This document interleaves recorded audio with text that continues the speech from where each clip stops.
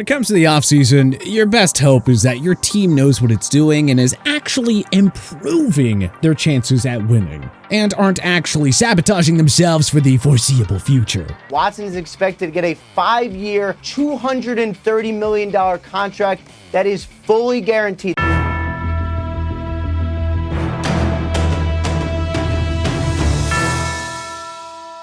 One bad move can really tank a team. Is AJ Brown on the trade block? Mike Vrabel? As long as I'm the head coach. The Eagles getting A.J. Brown. Wow. Tennessee, the 18th overall pick, not to mention a third-rounder. So let's take a look at 10 of the worst 2022 offseason moves that NFL teams are already regretting. This one has started to gain some steam as of late, largely because the player in question absolutely put the screws to the team that traded him when they squared off. How about the Tennessee Titans' decision to trade A.J. Brown to the Philadelphia Eagles for the 18th and 101st overall picks in the draft? The 6'1", 230-pound muscle-bound receiver was far and away the Titans' most reliable receiving option since he came into the league in 2019. He went over 1,000 yards during his first 2 seasons in the league, just narrowly missing in year 3, during which he only played 13 games. And keep in mind, Brown is playing in a very run-centric offense that was built around Derrick Henry and really breaking down the opposing defense's will throughout the game. Clearly, Tennessee now has some seller's remorse watching Brown go for over 1,200 yards with the Eagles, including that aforementioned performance during which he torched the Titans for 8 receptions for 119 yards and 2 touchdowns. I mean, they fired general manager John Robinson, who was presiding over a first-place organization that has won quite a few divisional crowns during his tenure almost immediately after that game. So if that doesn't indicate they're regretting the move already, well, I don't know what does. I wouldn't say, like I'm his replacement, but at the same time, I'm just, like I said, I'm just thankful for the opportunity that they believed in me to make that trade and, believe in me to go out there and represent that organization like it's supposed to be represented. And, that's what I'm going to do. It wasn't just that one game or Brown's impressive stat line in Philly. This Titans offense looks completely different without the speedy wide receiver in the mix. Running lanes are more congested for King Henry, Ryan Tannehill has transformed back into a pumpkin, and the Titans are a shell of the team that we've grown to expect over the past few seasons. All because of this one terrible offseason move, and an extremely puzzling one considering Tennessee was supposed to be in win-now mode. Perhaps the Strunk family can call up Jerry Jones and a lot of them can commiserate their poor decision-making, particularly as it relates to trading away their star receivers. Because, man, did Jerry screw the pooch, dealing Amari Cooper to Cleveland for 2 fifth-round picks and a 6th-round pick swap during the offseason. Jerry traded away his best wide receiver for essentially a bag of balls. The 4-time Pro Bowler has been sorely missed on a Dallas passing game that leans way too heavily on CeeDee Lamb, and really doesn't have another great option to go down the field. And it's not like Cooper is washed up. The guy's gonna go for over 1,000 yards with Jacoby Brissett and the ghost of Deshaun Watson throwing him the ball. Speaking of the Browns, while they were certainly the winner in the Cooper deal, you have to wonder if they are already starting to regret bringing the aforementioned Watson, and the controversy that will swirl around him as long as he plays into town. On some level, it is understandable why the Browns were desperate enough to roll the dice on Watson. After all, they seem to be just a quarterback away from really being a serious contender.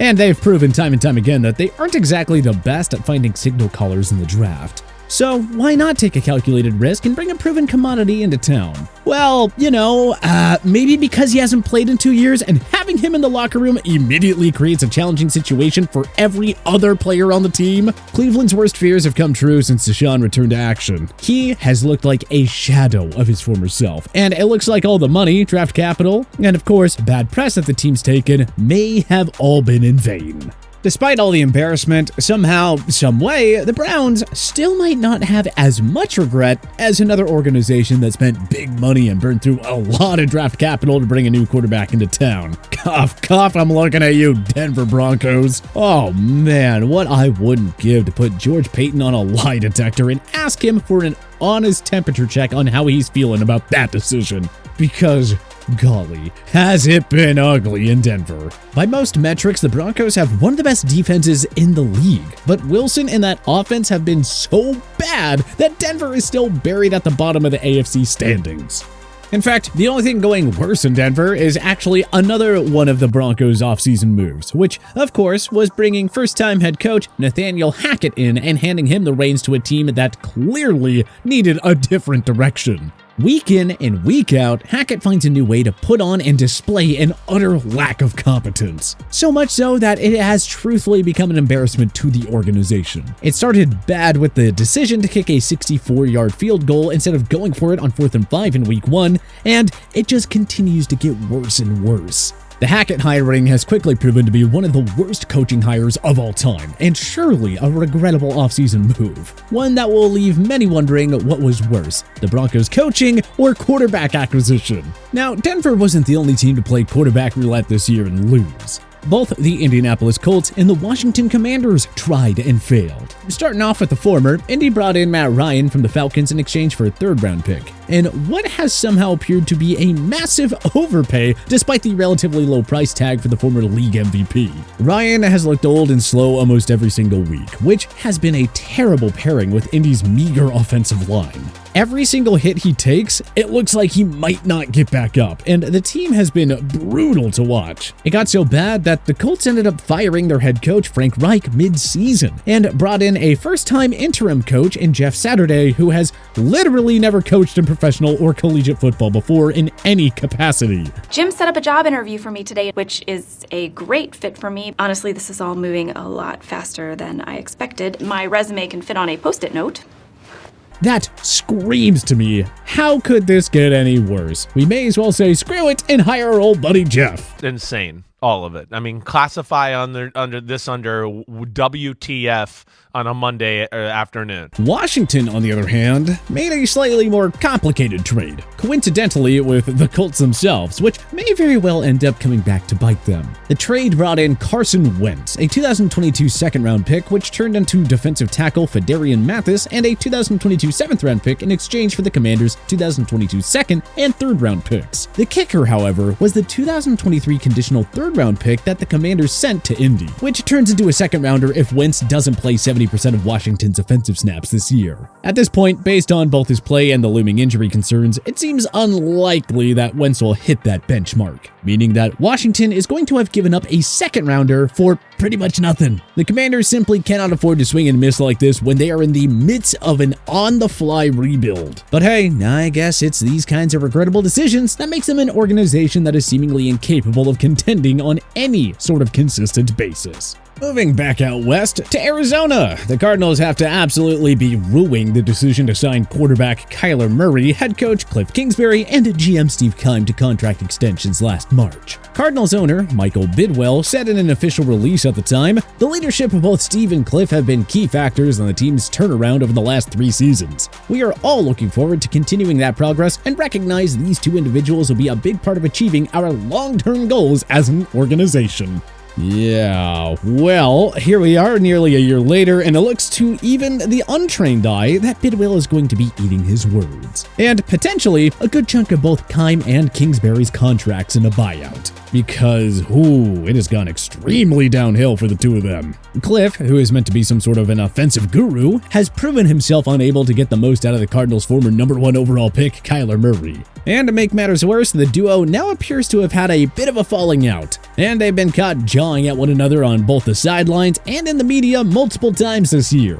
Keim is not innocent in the Cardinals' failures either. He did well to bring in some big names over the past couple seasons like DeAndre Hopkins and JJ Watt, but that roster has some serious flaws, particularly on the offensive line. While it is unlikely that the Cardinals will stray from Kyler at this point, the other 2 men's jobs are now very much in jeopardy. Bad deals are a part of the business though, I suppose. Just ask the Los Angeles Chargers, who made the oh-so-questionable decision to give former Patriots standout cornerback J.C. Jackson $40 million guaranteed to join the Chargers' defensive secondary. I understand what LA was going for with this move between Justin Herbert, Austin Eckler, and Keenan Allen. If they stay healthy, they have all the pieces on the offensive side of the ball to be a contender. And Joey Bosa immediately makes their pass rush a threat anytime that he is on the field. So why not bring in a guy like Jackson, who was lauded for his ball-hawking abilities in New England? I mean, the guy did snag 17 interceptions over the last 2 seasons and defend a league-high 23 passes last year. But oftentimes, with stats like that, it can be a little bit misleading,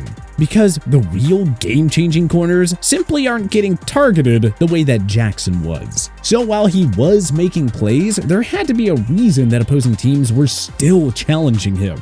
Beyond that, he has battled injuries all year long, and now is facing some legal issues in Massachusetts. Eesh, talk about a trifecta of disappointment for Chargers fans who thought that Jackson might be the missing piece to bring that defense to a Super Bowl contending level. Last but not least, we have a non-move that the Las Vegas Raiders have to be regretting big time. And that, of course, was the decision not to exercise Josh Jacobs' fifth-year option in April when they had the chance. I know we're living in the age of devaluing running backs, but Jacobs averaged over 1,000 yards during his first 3 seasons, despite missing a handful of games during that stretch. So, to me, it might have made sense to get one more year of control for $8 million rather than let Jacobs hit the open market. But I guess that the Raiders felt that the price tag was a little bit too steep for their liking, and they decided to roll the dice. And to Jacobs' credit, he answered the bell and balled out this year. He will likely end up leading the league in rushing yards and posted double-digit touchdowns. And that's just on the ground. The running back is also an important asset in the passing game. So yeah, needless to say, he stands to make a lot of money if he hits the open market. The Raiders are, however, fortunate because it looks like the franchise tag will only cost them a couple $1 million